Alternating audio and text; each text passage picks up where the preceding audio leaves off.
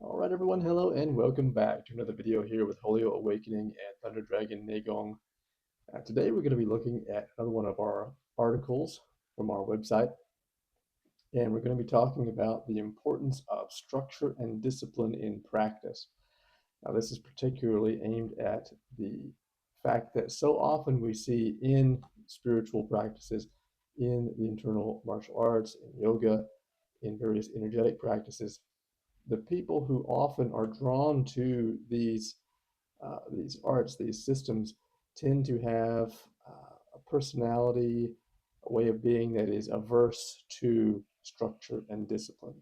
They tend to be more, airy, go with the flow, follow your feelings type people, uh, and they are very much averse to the hard work, the structure, the discipline that goes into authentic practice. So we're going to be talking a bit about why that is an important issue, why it needs to be understood and corrected if you're going to have any real progress in these systems. As always, though, before we begin, be sure and check out all the links and information we have below. Be sure to like, subscribe, follow whatever is applicable wherever you're watching this, and check out our website for our classes, courses, consultations, and all that good stuff. So with that said, let's go ahead and begin. Structure is freedom. Why internal cultivation requires discipline, not go with the flow spirituality. The modern practice of internal cultivation arts, such as qigong, taijiquan, and yoga, is often approached with an attitude that can only be described as loose, casual, and unstructured. Many practitioners are encouraged to abandon form, to release restraint, and to let their inner feelings guide the practice. Following what feels good has become the unspoken mantra of an entire generation of modern spiritual seekers. This approach is not accidental. It is deeply influenced by New Age spirituality, progressive counterculture, and the modern hippie worldview that commonly gravitates toward energetic arts. Within these spaces, there is often a disdain for hierarchy, tradition, discipline, and structured systems. Authority is treated as oppressive. Roles are viewed as artificial. Traditional frameworks are dismissed as outdated relics of a so-called patriarchal order. And so, in many circles, internal arts have been reduced to casual flow sessions, movement, breathwork, and meditation practiced as personal emotional catharsis, designed primarily to release perceived trauma and feel better in the moment. While this may offer temporary relief, it is not authentic internal cultivation. It is something else entirely. So, what I want to talk about here as we get into this is what I'm addressing is this idea that anything structured is oppressive.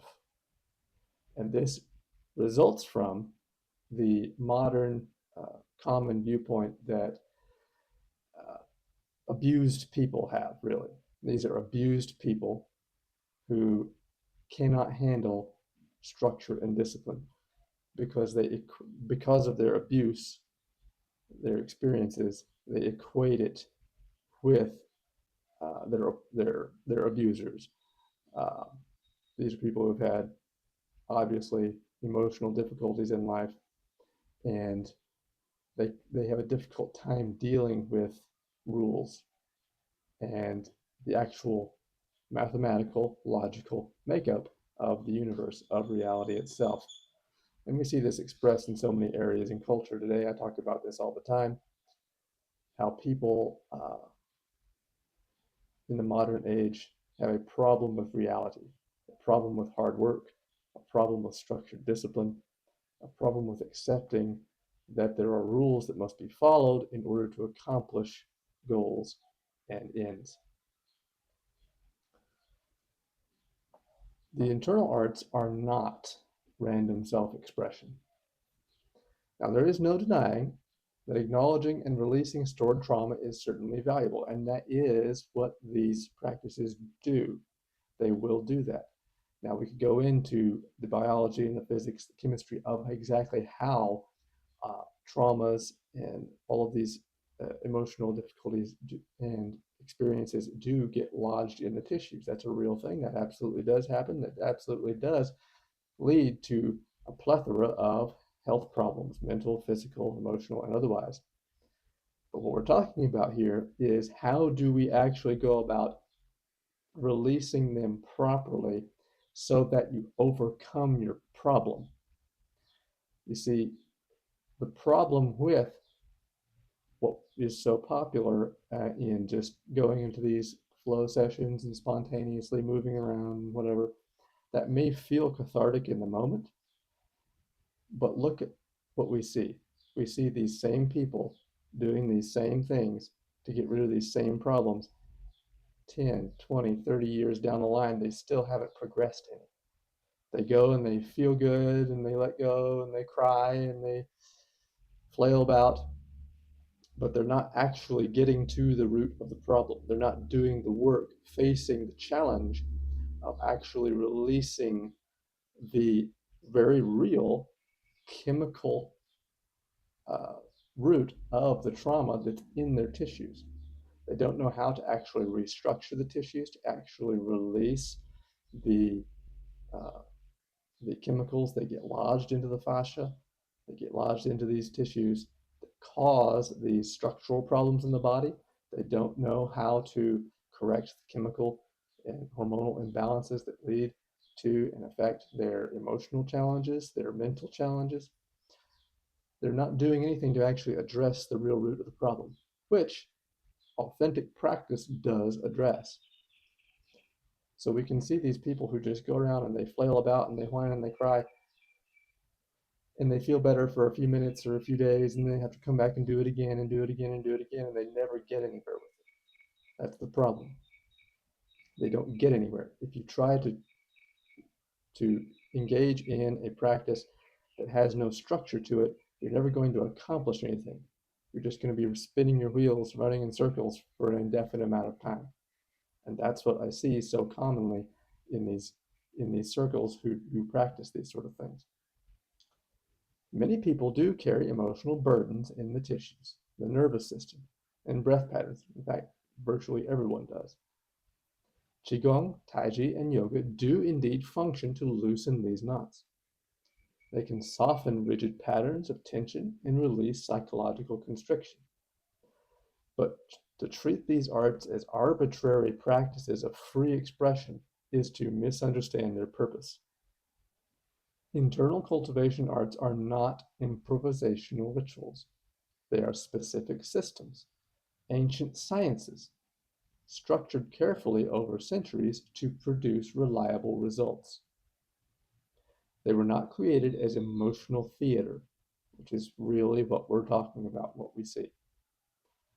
They were created as methods of transformation, designed to refine the body, to regulate the mind, to stabilize the breath, and awaken deeper energetic function, all of which are requirements for true release and dispersal of stored trauma.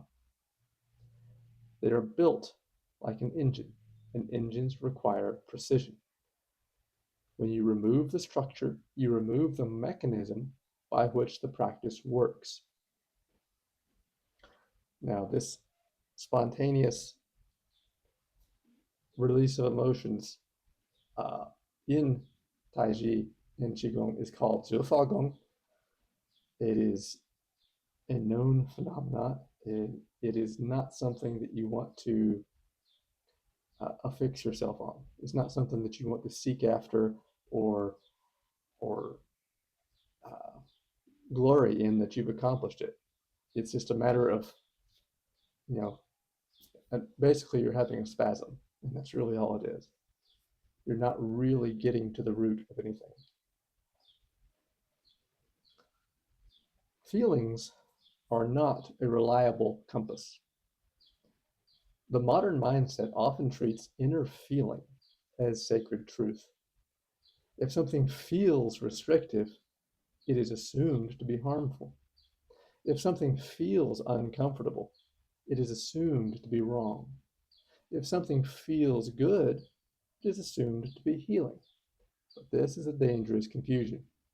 In internal cultivation, discomfort is often a sign of truth.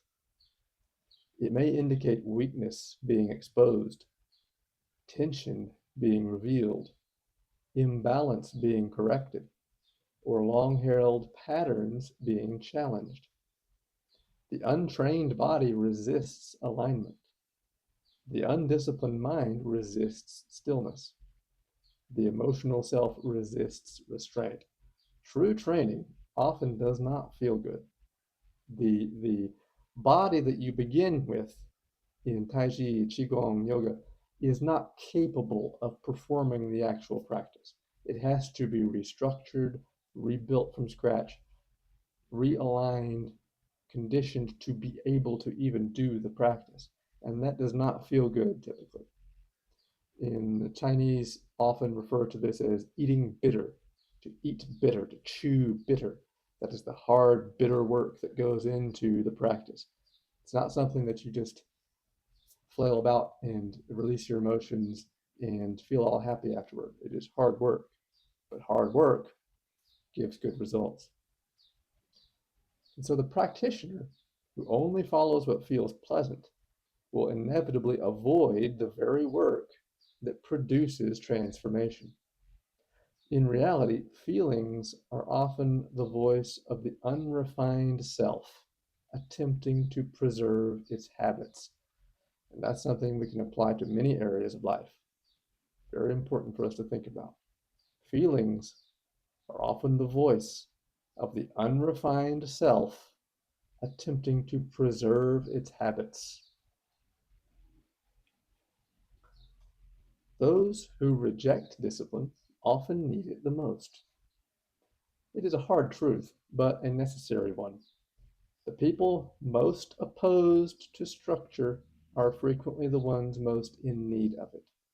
As I said, people who tend to really oppose structure and order and systems tend to be the people who, for whatever reason, have experienced some sort of trauma or abuse in their lives, or even real or perceived, that has caused them to rebel against, to overly correct against the structured mathematical nature of the universe. And they project their inner feelings onto anything around them that tries to uh, set these boundaries. And so, really, what it is, it's an infantile tantrum that needs to be grown out of and corrected. The rejection of discipline is often rooted not in wisdom, but in insecurity. Someone who is strong and confident and secure doesn't worry about the fact that there are rules in life. They don't concern themselves with it because they are confident and strong and stable within themselves. People who rebel and overcorrect and lash out against things like this are insecure and weak internally. This is part of the whole protest culture that we're consumed with these days. Strong people, confident people, capable people don't concern themselves with such nonsense. Now, it is frequently shaped by personal history, childhood experiences, dysfunctional family dynamics, wounds related to authority, masculinity, religion, whatever it might be. Many individuals carry unresolved emotional patterns that become projected outward onto broader concepts such as tradition, hierarchy, God, or the system. Rather than confronting their own internal disorders, they declare war on the structure itself. This is the biggest thing we see with people who are non-spiritual, atheist type people. Something happened in their life, they've got a chip on their shoulder, and whatever it was that happened to them, they blame it on God. They blame it on the concept of God. They blame it on the father figure, hence the patriarchy. It's all bad. It's all just an emotional tantrum because these are infantile people who never grew up. They never developed properly. They're emotionally stunted. But the universe does not bend to personal psychology. Reality is not negotiated through feelings. The universe is structured. Cultivation must, therefore, be structured. Internal cultivation is not merely about releasing trauma. It is about clearing away deeper blockages. Blockages such as denial of objective reality, refusal to accept natural law, and resistance to the fact that existence is governed by order. The cosmos is structured. Nature follows laws. Biology follows patterns. Cause produces effect. Training produces adaptation. Energy follows pathways. Breath influences nervous function. Posture influences circulation. Intention shapes movement. This is not an ideology. This is not a philosophy. It is observable truth. And this here is, again, so much of what particularly Western modern culture gets wrong is we're so stuck in the intellect, so stuck in the thoughts. We philosophize and take everything to this academic scholarly level. We don't do anything. Philosophy, academics is only useful if it changes your life. If you don't do anything with it, then you're just spinning your wheels in your mind. And this is where Western philosophy differs from, for example, original Taoist thinking, which is you do the practice, you transform yourself, and then from that you learn a philosophy. The philosophy comes from the doing, the practice, the observation of nature, not the other way around. We've flipped that in modern times. So we have these people just sitting around coming up with nonsense in their minds and then trying to impose it on reality. Academia is full of this nonsense, this garbage these days. People sit around and they think, but they don't do. And they think that because they think, it can change reality. Doing changes reality and shapes our thinking. This is the Taoist method. This is the alchemical method. We must do the work, observe nature, follow the flow, do the work. And then we learn the information that we can then lay down and codify. To progress in internal arts requires a willingness to submit, not to human authority necessarily, but to natural law.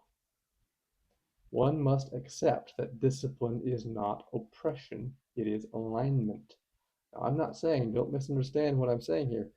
I'm not saying that we should follow all authority. Most authority is garbage. It's arbitrary garbage. But we have to be able to observe natural law, to obey the authority of God, of the universe, the cosmos. Because the more we rebel against that and fail to do the work to cultivate ourselves within that framework, the more we're going to sabotage our lives and the lives of those people around us who have to put up with us. Without adherence to correct method, results become sporadic and fleeting. As I said, people who just want to go and feel good, they might feel good in the moment, they might get some minor results, but it's not long lasting, they're not progressing, and ultimately they're not really getting to the root of the problem. The practitioner may experience occasional moments of peace or emotional release, but they will not develop deep stability, real internal power, or lasting transformation.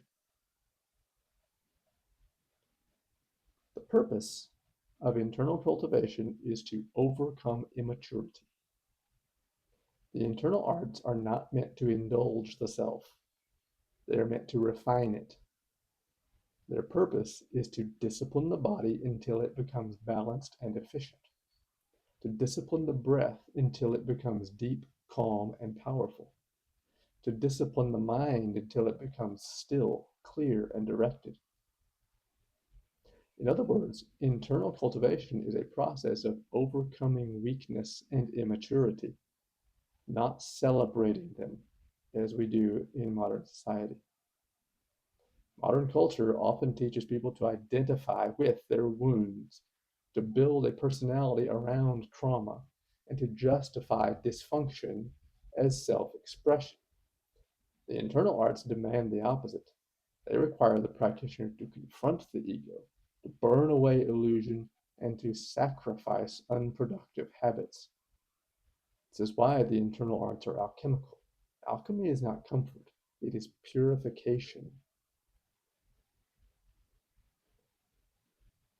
The alchemical fire, burning away false freedom. Many people believe that freedom means the absence of restraint. They believe liberation means doing whatever feels right in the moment. They believe that autonomy means rejecting tradition, rejecting discipline, and rejecting structure. But this is childish freedom.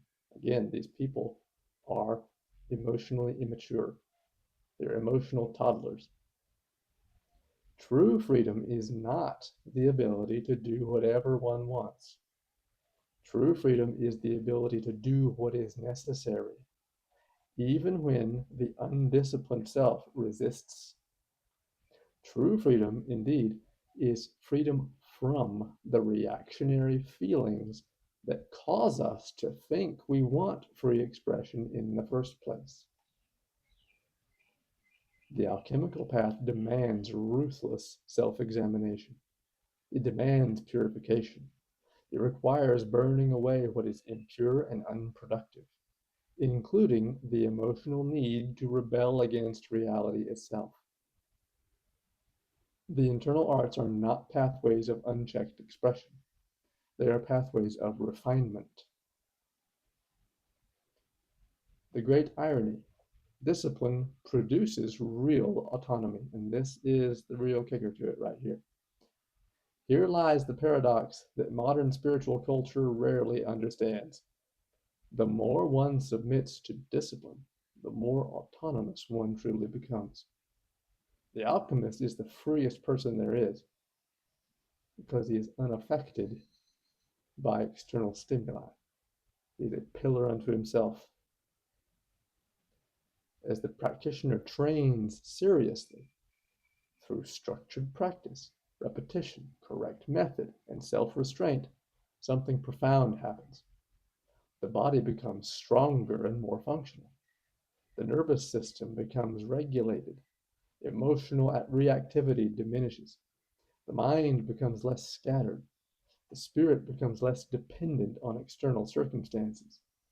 Over time, the practitioner becomes less controlled by trauma triggers, compulsive habits, emotional instability, cravings for validation, fear of discomfort, need for entertainment. And so the practitioner gains what they sought all along: true independence. Not the fragile autonomy of rebellion, but the stable autonomy of mastery. When we master the self, we are truly free. But that requires the bitter work, the structured discipline. It's as if, as it said, you want to learn the rules like a pro so that you can break them like an artist. You want to master the rules so that you can be truly free. There is a point where we become free and the body moves in spontaneous expression. This is how many of the practices were developed. But that point is at the point at which we have completed sufficiently the structured training to refine the body, to refine the mind, to refine the spirit. Trying to just go straight into the spontaneity without first disciplining the self leads nowhere. The true freedom and spontaneity that these people seek lies at the end of the road of discipline. The alchemist's path is the path to true freedom. The internal cultivation arts are an alchemical path. They are designed to burn away what is weak, childish, and delusional, and to strengthen what is stable, disciplined, and real. The goal is not to express yourself. The goal is to refine yourself. Freedom is not found in rejecting structure. It is found in becoming so internally ordered that nothing external can shake you.